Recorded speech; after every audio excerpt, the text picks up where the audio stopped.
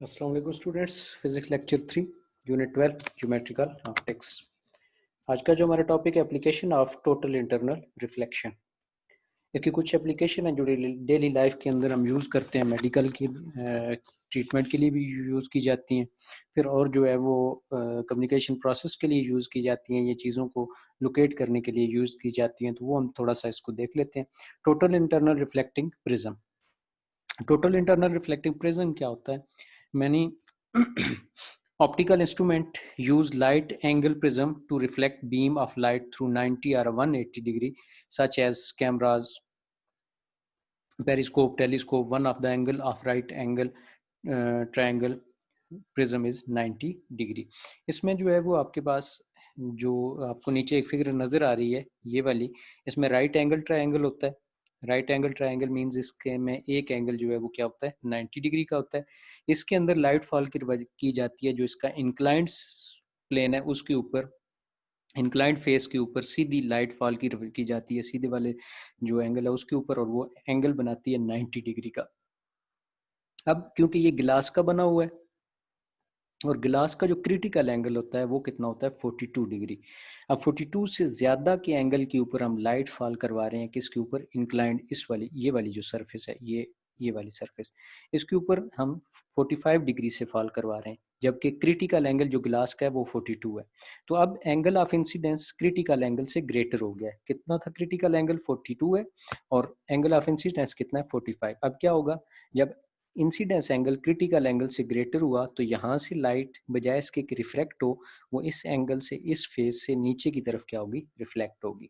तो इस तरह हम ये वाला जो प्रिज्म है यूज़ करके हम डिफरेंट चीज़ों को वहाँ पे ऐसी जगहों पे जहाँ से हम आम आँख की मदद से, नॉर्मल आई की मदद से हम नहीं देख सकते, उसकी मदद से हम देख सकते हैं। जैसे आप यहाँ से देखो तो यहाँ पे एक जो है वो मोमबत्ती जलाई गई है, इसके सामने एक राइट एंगल जो प्रिज्म रखा हुआ है। राइट एंगल प्रिज्म से यहाँ से लाइट इंटर होती है और इस फेस के ऊपर 90 डिग्री पे फॉल होती है। नीचे ये येलो वाली देखें तो इस फेस के ऊपर जब फॉल हुई, अब इसके ऊपर 45 डिग्री के ऊपर फॉल हुई, जबकि इसका क्रिटिकल एंगल कितना है, 42। अब यहाँ से लाइट जो है वो दूसरी तरफ आपको यहाँ पे नजर आ सकती है। जब यहाँ से लाइट आप देखो तो यहाँ पे आपको लाइट नजर आएगी।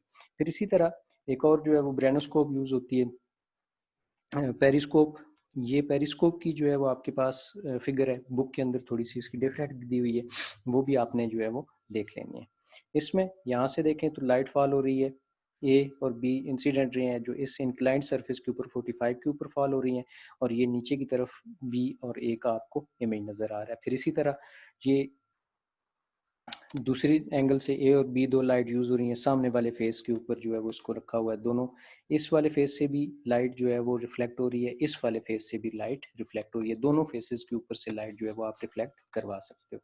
या यहाँ से लाइट जो इंटर हो रही है ए और बी, वो आपको इस इन एंगल के ऊपर, इस फेस के ऊपर जो है वो बी और ए दूसरी तरफ से नजर आएंगे।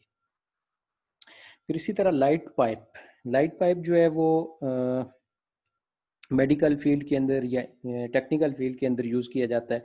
Light pipe is a bundle of thousands of optical fibre bounded together. ये थाउजेंड्स ऑफ लाइट जो ऑप्टिकल फाइबर के छोटे छोटे रेशेदार जो बाल के साइज के जो है वो गिलास के या प्लास्टिक के बने हुए रेशे होते हैं, वो इकट्ठे बाउंड किए हुए होते हैं, और इनको यूज़ किया जाता है ऐसी प्लेसेस जो इनएक्सेसिबल होती हैं, जैसे डॉक्टर उसको यूज़ करते हैं आपके डिफरेंट ऑर्गन्स को जो है वो देखने के लिए ह्यूमन बॉडी के अंदर।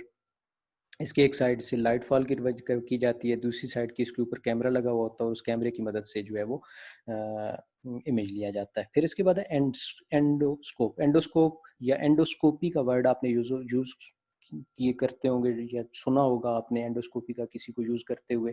ये जो है मेडिकल फील्ड के अंदर मोस्टली यूज होती है। Endoscope is a medical instrument used for exploratory diagnostic and surgical purpose.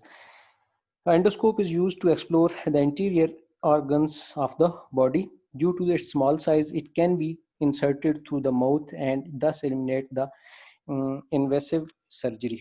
ये जो इनर ऑर्गन्स होते हैं ह्यूमन बॉडी, माउथ के थ्रू, गले के अंदर से जो है उसको अंदर जो है वो डाला जाता है और फिर ह्यूमन बॉडी के इंटरनल ऑर्गन्स को जो है वो लोकेट किया जाता है। आगे ट्रांसमीटर लगा हुआ होता है, ट्रांसमीटर की मदद से जो है वो इसके ऊपर इसका इमेज लिया जाता है और इसके इंटरनल ऑर्गन्स को जो है वो देखा जाता है। जैसे एंडोस्कोपी की जाती है स्टोमिक की, और इसको जो है वो ब्लैडर और throat are called the gastroscopy. जो स्टोमिक की जाती है उसको गैस्ट्रोस्कोपी से की जाता है। साइटोस्कोपी कहा जाता है ब्लैडर के लिए, और ब्रांचोस्कोप कहा जाता है थ्रोट के लिए। The endoscope use two fibre optics tube through a pipe. Pipe की मदद से इसके अंदर two optical fibre tubes use की जाती हैं।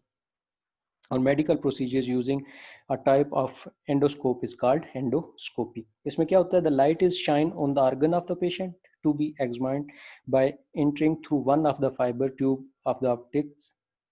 The light is transmitted back to the physician viewing the lens through the other fiber tube by total internal reflection. इसमें एक ट्यूब जो है वो इंटरनल पेशेंट के ऑर्गन्स के ऊपर जो है वो उस तरफ जो है वो डाली जाती है, और दूसरी की मदद से जो है वो उसका ट्रांसमिशन के थ्रू उसका व्यू लिया जाता है। Flexible endoscope has a tiny camera attached to the end. Doctor can see the view recorded by the camera on the computer screen. इसके बाद है रिफ्लेक्शन थ्रू प्रिज्म। प्रिज्म की मदद से जो रिफ्लेक्शन होती है, इसमें एक साइड से आप देखो तो ये पी क्यू रे फॉल करवाई जाती है इसके इंक्लाइंड सरफेस से। जब वो दूसरी तरफ एंटर होती है, रिफ्रैक्ट होती है, रेड कलर की जा रही है इमर्ज रे, इंसिडेंट रे, रिफ्रैक्टेड रे है ये, और यहाँ से इमरजेंट रे आर एस बाहर की तरफ मूव कर रही है।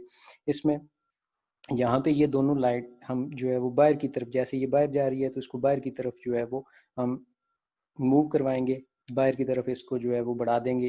इसी तरह ये उसकी नॉर्मल लाइन है, इसको पीछे की तरफ बढ़ा देंगे।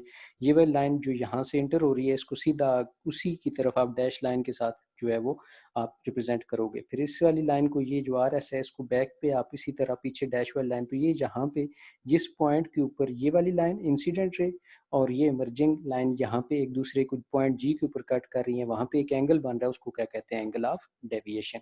ये प्रिज्म का हम एक्सपेरिमेंट भी करेंगे लैब के अंदर। तब मिलते हैं एक नए लेक्चर के साथ, तब तक के लिए अल्लाह हाफिज़।